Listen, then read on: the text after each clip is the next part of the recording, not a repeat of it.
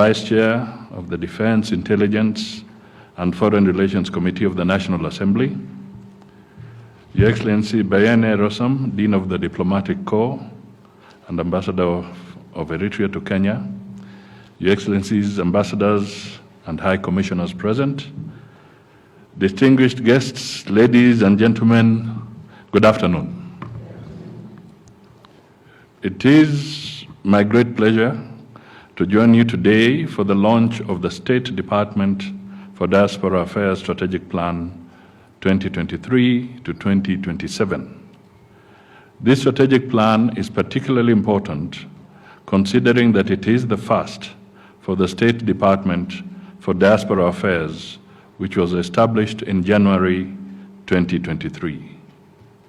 I wish to congratulate you, Madam PS, and your team for the hard work and enduring process that has made this achievement possible. The plan we are launching today is informed by the Constitution of Kenya and various policy and legal frameworks that emphasize planning as the basis for budgeting. It reaffirms the government's commitment towards strengthening partnerships with the diaspora, who are a central part of the Kenyan social fabric. The diaspora have and continue to play a major role in the country's socioeconomic transformation. Besides remittances, the diaspora is a key source of skills, expertise, and technology transfer that are necessary ingredients for our economic transformation. Through the diaspora, Kenya is able to attract cutting-edge technologies and rare skills that may not be available locally. As a testament to the importance we place on our fast-growing and vibrant diaspora population, Kenya established the State Department for Diaspora Affairs 21 months ago. This has enabled the government to address the specific and peculiar needs of the Kenyan diaspora in different countries and regions. The strategic plan provides a holistic and robust framework for addressing diaspora-related issues with an emphasis on diaspora welfare as opposed to just remittances. Additionally, we have operationalized a 24-hour call center to ensure that our diaspora have access to prompt assistance regardless of where they are in the world. Taking advantage of the ever-growing digital space, we have also onboarded critical services for the diaspora on the eCitizen platform, making it easier for the diaspora to access government services seamlessly at any time from anywhere. We have made other key achievements, including the following: development of the Diaspora Policy 2024 to respond better to the needs of the diaspora, evacuation of Kenyans from high conflict areas in various parts of the world, including Sudan, Israel, Palestine, and now Lebanon is on the queue. Strengthened dialogue and partnership with the diaspora, creation of an enabling environment for diaspora investments, and developing a global labor market strategy. Ladies and gentlemen, Kenyans abroad make direct investments locally, providing social support or creating an enabling environment for Kenyan exports. Their contribution is evident in various sectors of the economy, including education, health, housing, agriculture, tourism, and trade. It is worth noting that remittances grew to USD 2.8 billion from January to July 2024. That is just the first 6 months of this year, compared to 2.4 billion during a similar period in 2023.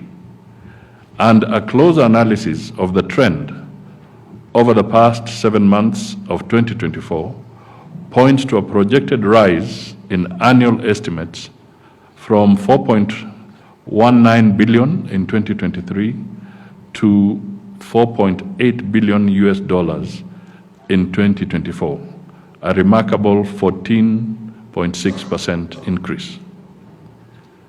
This exponential growth puts the country on track towards sustaining the remittance target of Kenya shillings 1 trillion annually by the end of the strategic plan period in 2027. The increase in remittances not only enhances investments, but also helps to strengthen Kenya's balance of payments and reduce the Kenya shilling's vulnerability to external pressure.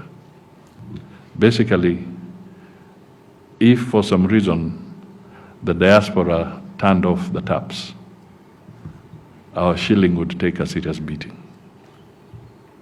against other currencies. The strategic plan places the Kenyan diaspora at the core of government planning and acknowledges their role in enhancing the bottom-up economic transformation agenda and achieving the Kenyan Vision 2030. It also resonates well with various global, regional, and national development frameworks, including the United Nations 2030 Agenda for Sustainable Development, the African Union Agenda 2063, and the East African Community Vision 2050. Ladies and gentlemen, as the PS has stated, the government emphasizes the protection, engagement, empowerment, and prosperity of our diaspora. We are deliberate about protecting their rights and championing their welfare, creating an enabling environment for diaspora investments, skills, and technology transfer, and fostering a mutually beneficial and lasting relationship. One of the emerging issues affecting the diaspora's well-being is the portability of social benefits, including health and social security benefits. Whereas some diaspora Kenyans are ready to return home, they grapple with their social benefits tied to their host countries. If they leave, they lose the benefits. Perhaps it's time for the State Department to take up the leadership role in a conversation about a framework that will allow the diaspora to move back to their countries of origin comfortably. Facilitation of social benefits portability will allow the diaspora to migrate back safely and in an orderly manner in line with Article 22 of the Global Compact for Migration.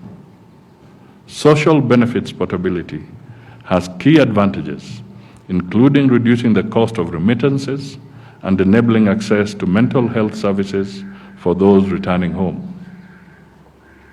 On the cost of remittances, there has been lengthy discussions on the need to decrease costs associated with sending money from members of the diaspora back to their countries of origin. The focus is on the need to limit the cost of remittance to 3% of the value of the money transfer in line with the United Nations Sustainable Development Goal number 10. Discussions include policies and initiatives that will ensure that fees, charges, and hidden costs that remittance service providers impose are kept at a minimum, thereby maximizing the amount of money that reaches the intended beneficiaries. The remittance costs remain high despite calls for reduction. For the viability of social benefits portability, the transaction costs must be reduced. I therefore encourage all stakeholders to join together in Kenya, regionally and globally, to bring the cost of remittances to the global target. The other issue tied to portability of social benefits is mental health. How, one might ask?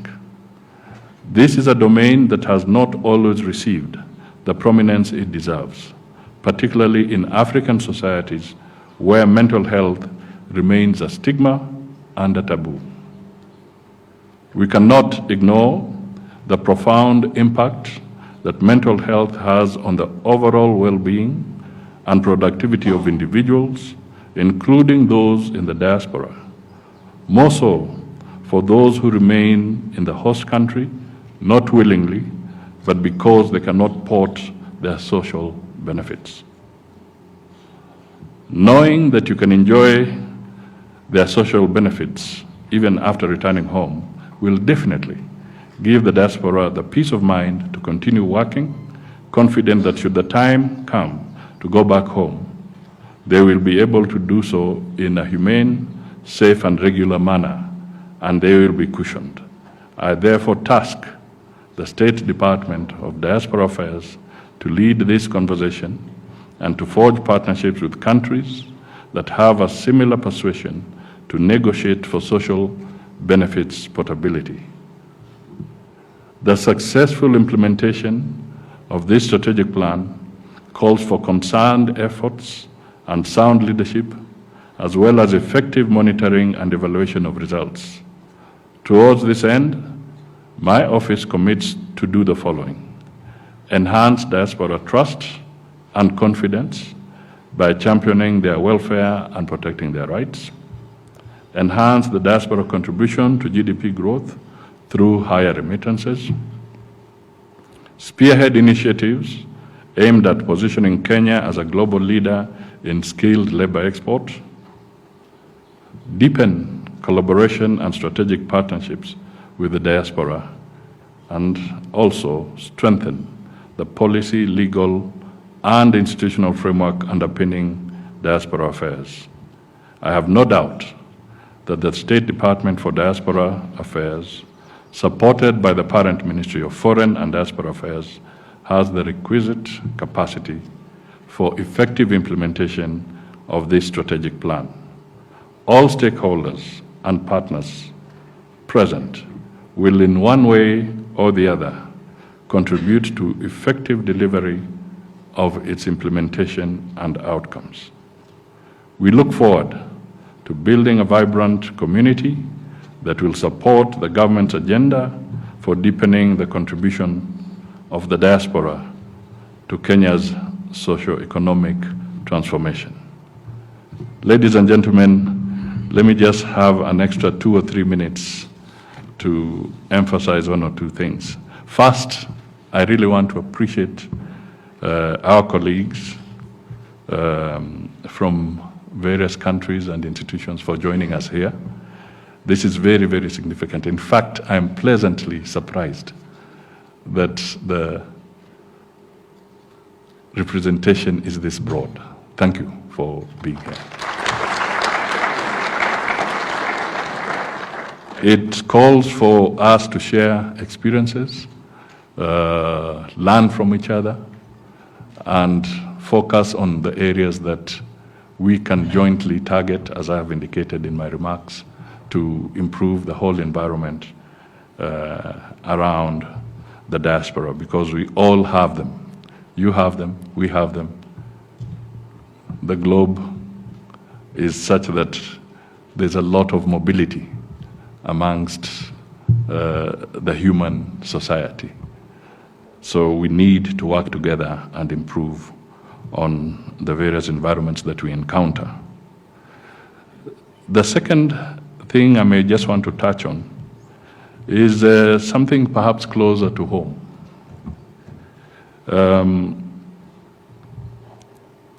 Let me start with the bonds. I had an opportunity earlier, because we are beginning to work on a little more closely on the diaspora bond. I went to MIGA. This is one of the World Bank agencies, the Multilateral Investment Guarantee Agency of the World Bank. And we got talking, and they said that a more recent bond that they have is India. India has a very, very broad diaspora. And they floated a diaspora bond, and they were able to get over $5 billion from the diaspora. And in fact, they had to terminate at some point because it was really oversubscribed. And they could do a lot of things with that. So we want to be able to now actualize a Kenyan diaspora bond. Because according to the data that MEGA have, and according to the statistics I've given you, the Kenyan diaspora is now ripe because the quantum, the resources available, can now justify a diaspora bond. And this can go either into infrastructure, perhaps the debate we are having around how to develop Jomo Kenyatta Airport and expand it. This could be a candidate where we can mobilize diaspora resources to partner with other private sector resources and actually fund this piece of infrastructure. We could do the same, perhaps for key artery roads like the Mau Summit to Malaba border. We can raise infrastructure bonds and direct resources to this area. So let us broaden our engagement and our conversation. Because for those who have had the opportunity to travel a lot and see the exposure, let us not continue living in a fool's paradise in Kenya. The truth is that if you went to West Africa today, whether you're landing in Ghana or you're landing in Togo, or you went to Addis, or you went to Rwanda, ladies and gentlemen, their airports have overtaken Jomo Kenyatta Airport. We are spending too much time, and yet others are running. This is just one message that I want to really put into this debate. The numbers aside, but the fact is that we now must invest in a new airport.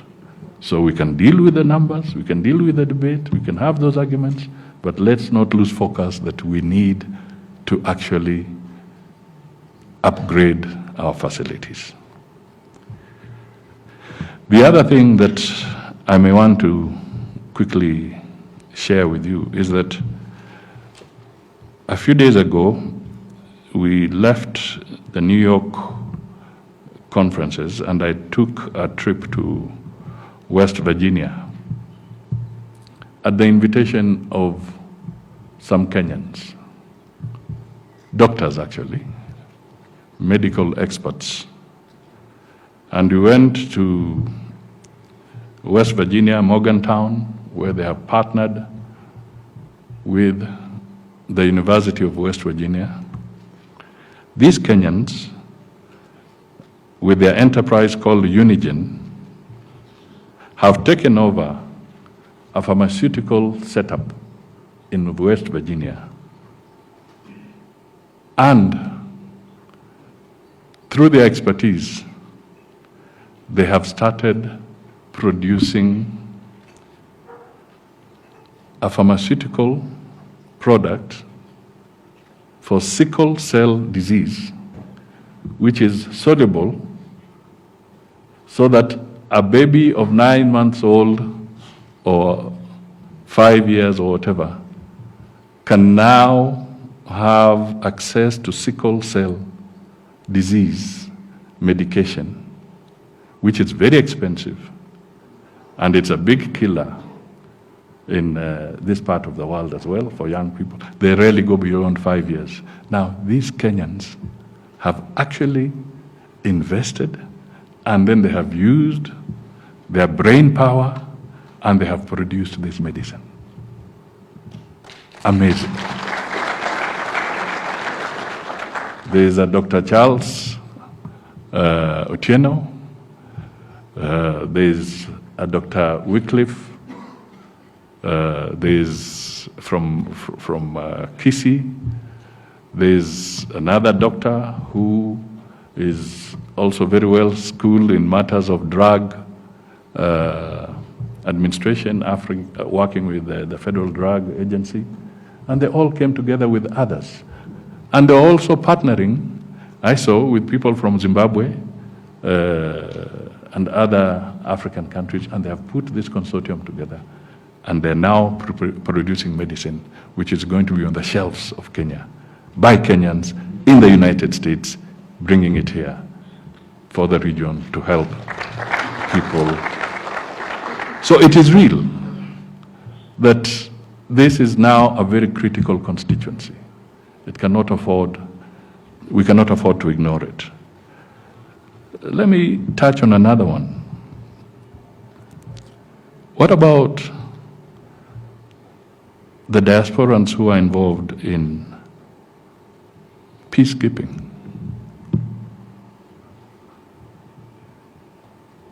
When I went to Namibia, they remember with a lot of fond memories General Opande,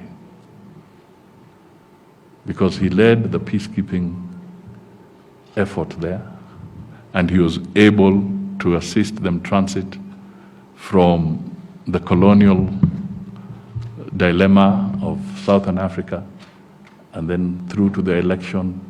Now they are independent.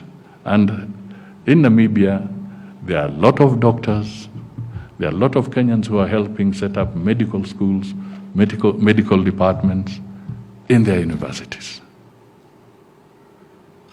Today, we have Kenyans in Haiti. For as long as they are there, they're in the diaspora.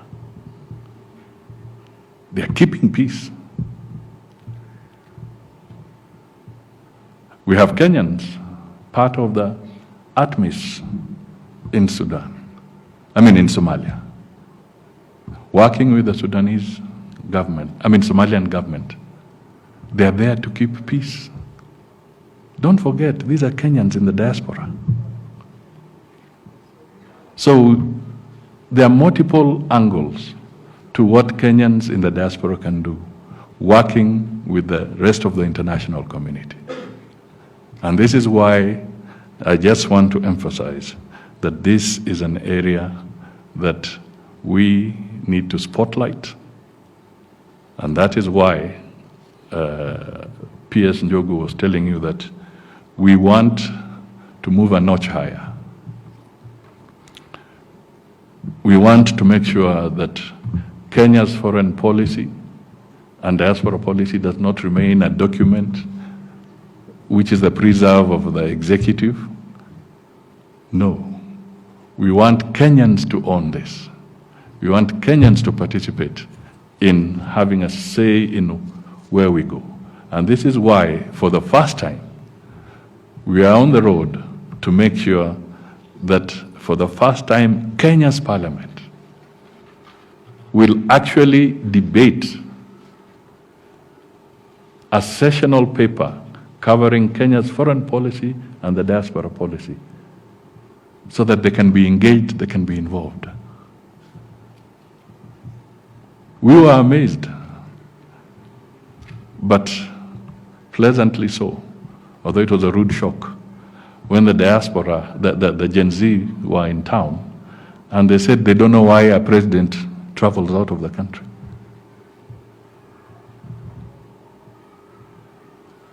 That is a very serious statement as to where we have been with our foreign policy, with our engagements. Because the young people want to know, what do you do? Do you just board a plane and disappear? What is it? What is there for the Kenyans in all these foreign and diplomatic engagements? We must answer that question. And to answer that question, it is time the parliament engaged fully with our foreign policy. What is it all about? What is it all about? Does it get us to incur more debt, or does it help us settle debt? Is it giving us an opportunity to bring in foreign direct investment, or are we chasing away foreign direct investment? What are we doing? Now, these are fundamental questions that must be answered and must be owned by the people of Kenya. And Parliament is the institution that represents the people of Kenya. And therefore, that discourse must be there. And in the process, we shall have broader ownership and understanding of where we want to go as a nation today and in the future, and how to grow our investments. So, ladies and gentlemen, I thought I should share those few remarks with you, and it is now my pleasant duty to officially launch the strategic plan. Thank you.